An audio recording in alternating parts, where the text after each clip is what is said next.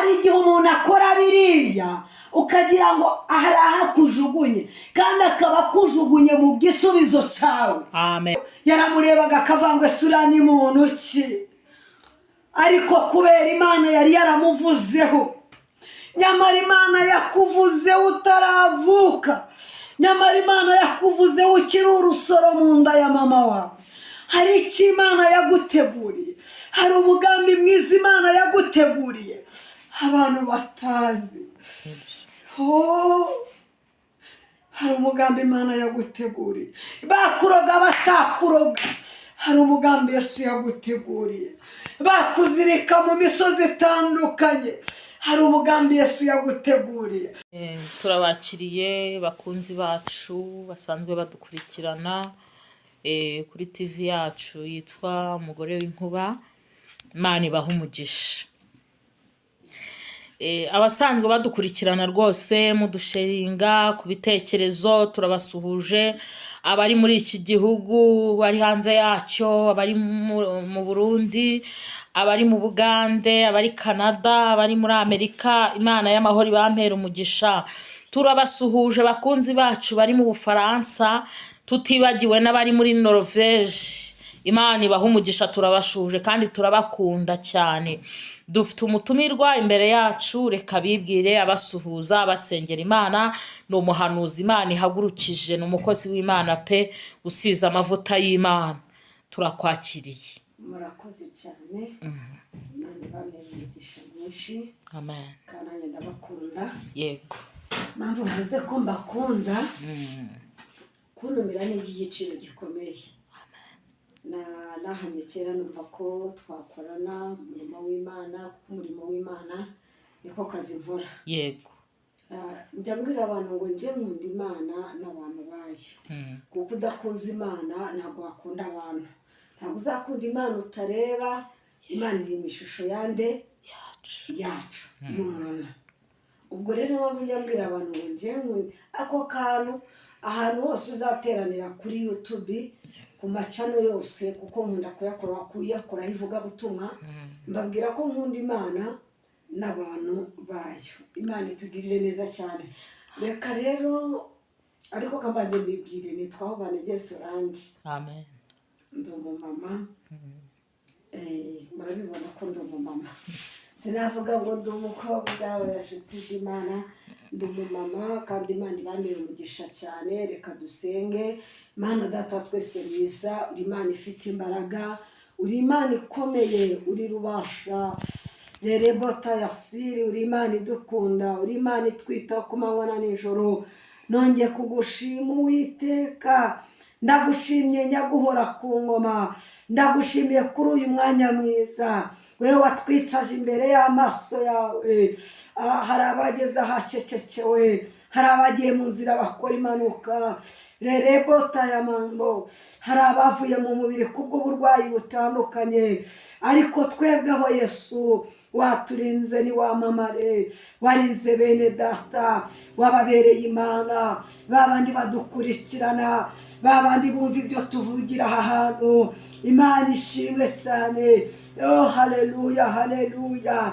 Yesu ni wamamare Uwiteka, wamamare ku manywa na nijoro. Natwe rero niyo mpamvu aya masaha nkubwiye ngo ngaho bana natwe muri iki kiganiro, terane natwe kandi ntutureke. Rerebota yasiri, ntureka abakobwa, ntureka abamama. Rerebota yasiri, ntureka abapapa, kuko baragukeneye Yesu, baragukeneye, kuko Uwiteka Nyiringabo nta kindi cyatumye uza mu isi, nta kindi cyatumye udupfira.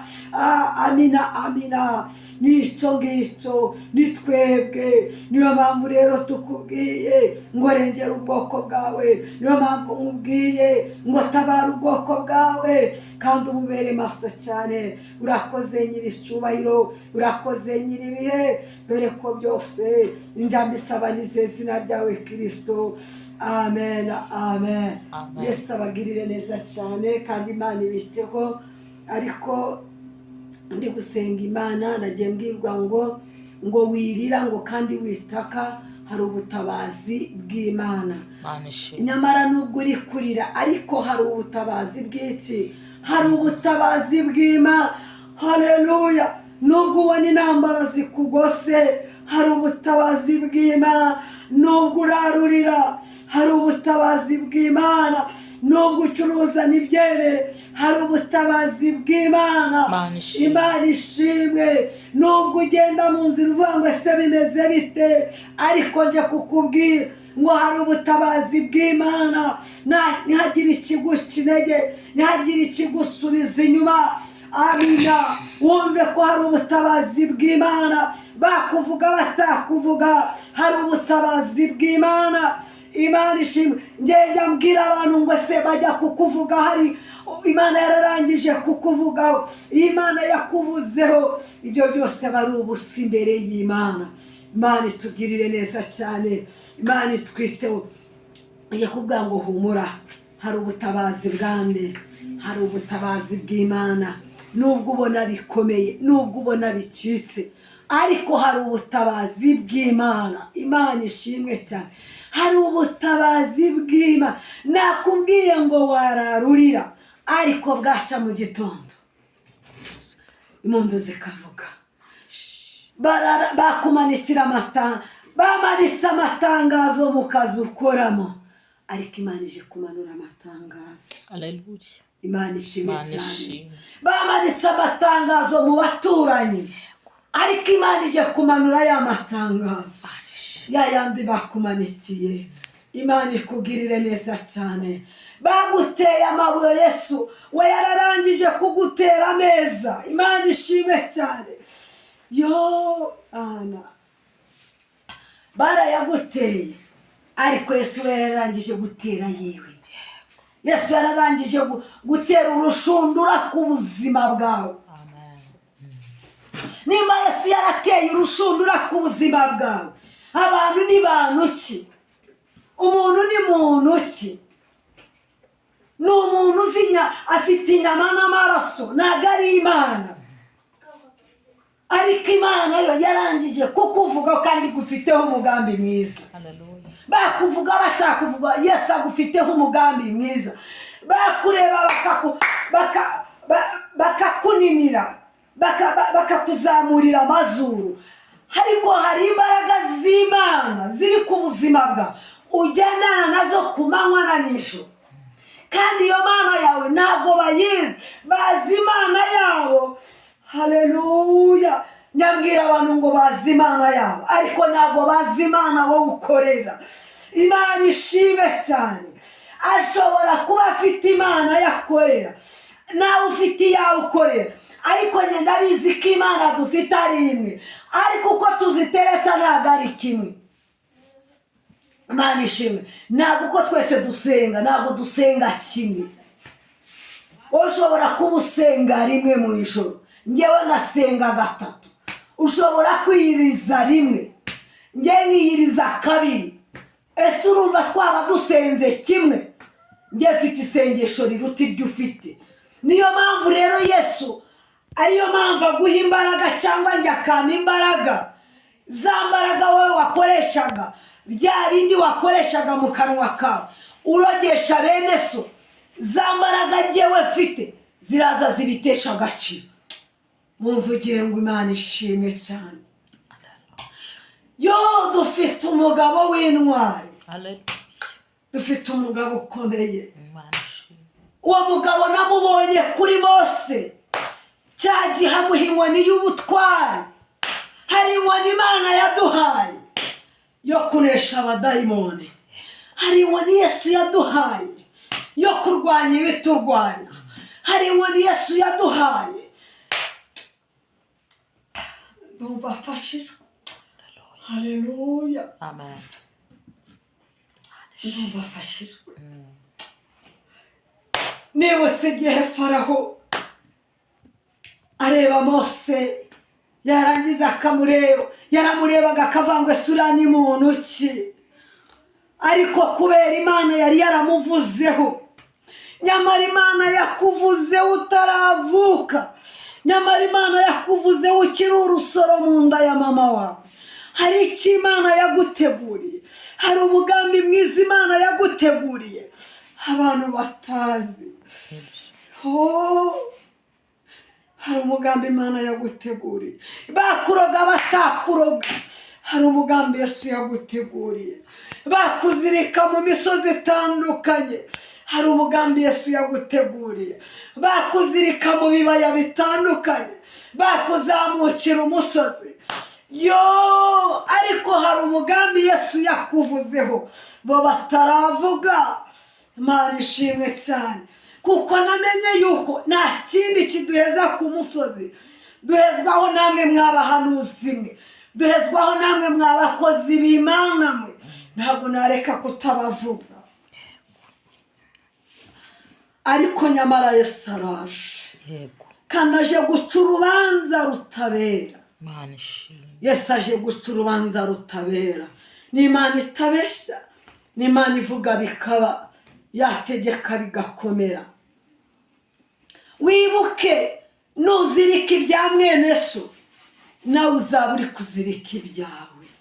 Nutongera ibya mwene so, nawe uzaba uri gutongera ibyawe. Nge ndikubwiza ukuri, kuko Imana yacu, wowe ushobora kubikora uvuga ngo naguze Imana, nakubwiye ngo naguze amasengesho, asenga ukwangana. Icyo ni icyambere. Nimba usenga rimwe agasenga kabiri, ntabwo munganya imbaraga zo gusenga. Wafite imbaraga ziruta wowe izo ufite. Niyo mpamvu nakubwira ngo Yesu dufite rero afite imbaraga n'ubutwari, kandi umugambi adufiteho ni umugambi mwiza wo kutugirira neza, ni umugambi mwiza wo kudutabara abanzi bahari. Amen. Imana ishimwe cyane. Haleluya, haleluya. Yesu adufiteho umugambi mwiza. Hari ijambo nasomye rivuga ngo maze uwo mwana arakura agwiza imbaraga. Ese uwo mwana yari nde? Uwo mwana yari Mose. Wibuke cyagiye bamujugunye mu rufunzo, hari aho batujugunye, hari aho bakujugunye. Imana ishimwe. Niyo mpamvu Yesu aje kugutoragurayo, aje kugukura hahandi bakujugunye, aje kugukura muri rya shyamba bagushyizemo, aje kugukura muri cya kibaya bagushyizemo, aje kugukura muri ba bapfumu bakujyanyemo bakuzirikayo. Niyo mpamvu Yesu amanutse ku buzima bwawe. Arangije uwo mwana arakura agwiza imbaraga. Amaze kugwiza, ntabwo twari tuzi ko azatoragurwa n'umwanzi.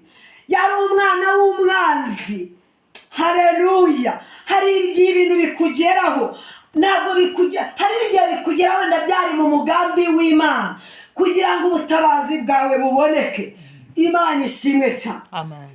Arangije atoragurwa n'umwana wo kwa Farawo, yari umukobwa w'umwami. Ibaze nawe icyo kintu. Hari igihe umuntu akora biriya ukagira ngo hari ahakujugunye, kandi akaba akujugunye mu gisubizo cyawe. Amen. Haleluya. Mana ishimwe. Handi batujugunye niho tugiye kwakira ibisubizo byacu. Akira igisubizo cyawe wa mubyeyi we, akira igisubizo wa mupapa we, akira igisubizo wa mukobwa we. Imana ishimwe cyane. Barangije aratoragurwa, kandi aragenda arerwa neza, amera neza, abaho neza. Byari ngombwa ngo atabare ubwoko bw'Abisiraheli. Nawe Yesu hari ukuntu aje kugutabara mu buryo butandukanye. Yesu aje kukwagurira intambwe. Imana ishimwe cyane. Uracuruza ariko Yesu aje kwagura intambwe zawe z'ubuzima bwawe. Wakeneye urubyaro wararubuze, Yesu aje kuguha urubyaro. Uratwite uravuga ngo se bizagenda gute? Ngo se iyi nda zayibyara. Imana niyo itanga gutwita igatanga no kubyara. Nubwo bakuzirika ka gihumbi, Yesu aze kuzitura iyo nda ubyara amahoro. Imana ishimwe. Haleluya. Mw'ijuru imbere y'Imana mfite umuntu mvugira, n'umukuru w'abatambyi kandi yitwa Rukundo. Mpamya yuko izina ryanjye riri ku mutima we, ubwadapfa singipfuye, jye na Yesu turumwe. Haleluya. Haleluya. Imana ishimwe cyane. Nje kukubwira ngo wowe uri kwiheba, wowe uri kwiganyira, wowe uri kwibaza ngo ejo bizagenda ute ubwo Yesu atagipfuye. Iyo ni indirimbo yanyu mbahaye. Ubwo Yesu atagipfuye nawe nukigize gute? Ntabwo ugipfuye kandi arakuvugira. Yesu akuvugira aho utari. Imana ishimwe cyane. Imana igituvugira twebwe aho tutari.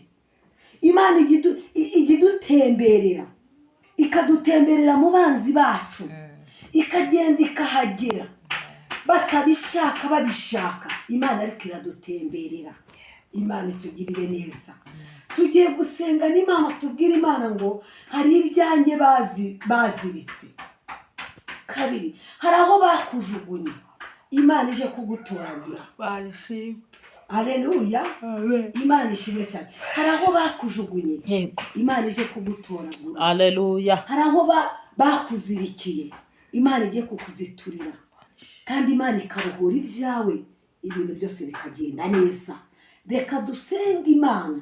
Nzi ko Imana hari ikiri bukore, kandi nzi ko Imana hari ikiri bubohore kuri bya bindi byawe ufite. Mana Data wa twese mwiza, uri Imana ifite imbaraga, uri Imana ikomeye, uri Rubasha. Wanyeretse abantu benshi bagiye babohera mu misozi. Ndabizi ko natwe harimo ibyacu, harimo bya bindi by'abasenze, harimo bya bindi by'abatarasenze. Amina. Haleluya. Ariko twamenye ko ari wowe uzitura, ntabwo ari umwana w'umuntu. Umuntu arazirika ariko ntabwo ajya kuzitura. Umuntu ashobora kugufungisha ariko ntabwo ari we ujya gufungura.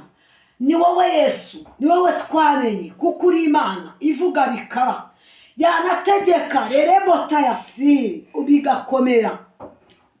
Nanjye ndagutumye. Imana ishimwe. Bya bindi bazirikishije imigozi, ya myenda baziritse ngo uyu mubyeyi nabyare, bya bindi baziritse ngo uyu muntu ntagire aho azagera. Imana ishimwe. Baziritse ubutunzi, genda ubuziture. Haleluya. Imana ishimwe cyane. Hari aho baziritse impano z'abahanuzi, genda uziziture. Imana ishimwe. Hari aho batwaye ubwenge bwabo, genda ubukureyo, kuko witwa Imana. Uri Imana, uri Imana, uri Imana, uri Imana, uri Data wa twese mwiza. Rerebota yasiri Jezi takaya bayamando yasika. Uri Imana, uri Imana Kristo, uri Imana, uriyo, kandi ntabwo ujya uhinduka. Twamenye ko utajya uhinduka, twamenye ko uri umugabo w'ibigango. Haleluya. Imana ishimwe cyane. Uri Imana itajya inyeganyezwa. Haleluya. Uri Imana itanyeganyezwa, uri Imana igabura. Imana ishimwe. Uri Imana yambika Kristo. Yo Mana ndakwibutse, nibutse wikoreye uriya musaraba. Yari twe waziraga, ariko nyemerera y'amasandi gutakira ubwoko bwawe, y'amasandi kurira ubwoko bwawe, ngo ubwitegereze ubugirire neza, ngo ubwitegereze ubutabare. Rerebota y'amando yasikajezi.